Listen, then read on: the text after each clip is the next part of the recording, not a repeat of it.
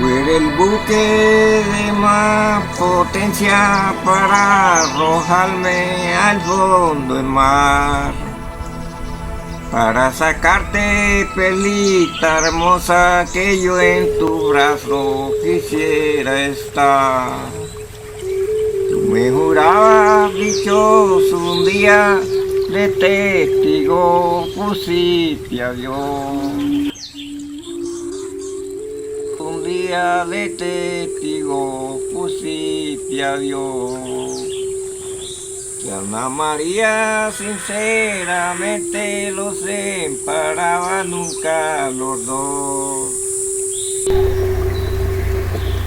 En la búsqueda de conocer sobre la cultura indígena zenú, visitamos la Maloca del Saber Ancestral Zenú, ubicada en la institución educativa indígena Técnico Agropecuario Escobar Arriba de San Pues Sucre. Esta maloca, de la cual está a cargo la profesora Ledis Margot Hernández Paternina, funciona como un museo en el cual se conserva una gran diversidad de herramientas y utensilios de la cultura indígena zenú. Los inicios de la organización indígena se dieron en la década a finales de la década de los 70, de los 80 más o menos por allá. Se da un proceso de organización indígena, de inicio de la organización indígena, porque los indígenas que habitaron aquí anteriormente, ellos estaban identificados como campesinos. La tierra de los indígenas estaba en manos de personas que eran muy ricas, que tenían mucha plata, y además de eso, aparte de que eran ricas, ellos tenían posiciones muy importantes dentro de las corporaciones públicas, eran senadores, representantes. Entonces, pues eso fue algo como que muy una lucha desigual en ese momento, y no teníamos una ley que nos protegiera particularmente, porque la ley 89 nos reconocía, pero no nos protegía. El Estado nos reconocía, pero no nos protegía, porque solo reconocían a los pueblos indígenas como seres que estábamos reducidos a la vida salvaje, que teníamos que vivir como en el monte, no teníamos derecho a nada.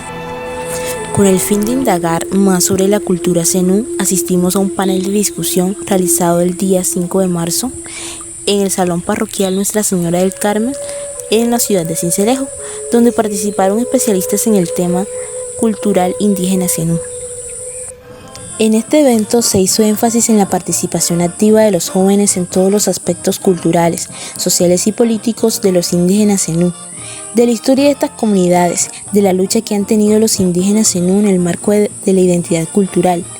Esta reconoce la identidad, posibilita la transformación del territorio, de la realidad. Se reconstruye el vínculo arcano con los antepasados, y la historia se escribe con hilos dorados de la riqueza cultural. La lucha por la pervivencia de la cultura, sus saberes ancestrales, de sus inicios a nivel organizativo, en la recuperación de tierras, por esos líderes que han luchado por los principios, por resistir, por tener ese sentido de pertenencia, de sentirse orgullosos de ser indígenas, por esa cosmovisión que los caracteriza como pueblo, de la lucha por recuperar el dialecto indígena, por lo que están gestionando un diccionario que contemple diferentes términos zenúes para la recuperación del mismo. Términos como aracacuá, cereté, tití se encuentran en el vocablo. En esta actividad nos recibieron con comidas tradicionales, como lo fue la chicha masato, que su elaboración consta del maíz. También pudimos comer galletas de soda, quienes están elaboradas por harina de trigo, servidas en utensilios artesanales, como lo son los totumos. Sin lugar a dudas, esta fue una experiencia muy significativa, que nos ha dejado muchas dudas y muchos conocimientos. Aprendimos que definir la identidad zenú va más allá de describir rasgos físicos, costumbres pasadas o límites geográficos. Hay algo más que nos une como pueblo, como territorio, como resguardo, como resistencia. Sobre esa historia que implica un discurrir que no es lineal, pero tampoco circular. Es como una espiral en 3 dimensiones, cuyo centro está en lo alto. Tal como es la historia, así la hablamos. Al hablarla, va y vuelve, siempre al mismo punto, pero a un lugar distinto. Da vueltas una y otra vez sobre sí misma, desenrollando, luego vuelve al centro, al origen.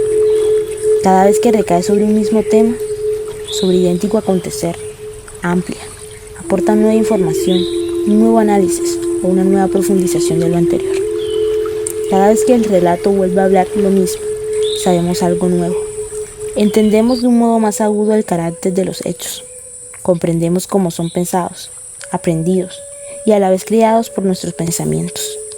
Recorrer el caracol produce el efecto de un taladro. A medida que su espiral gira, profundiza, penetra más.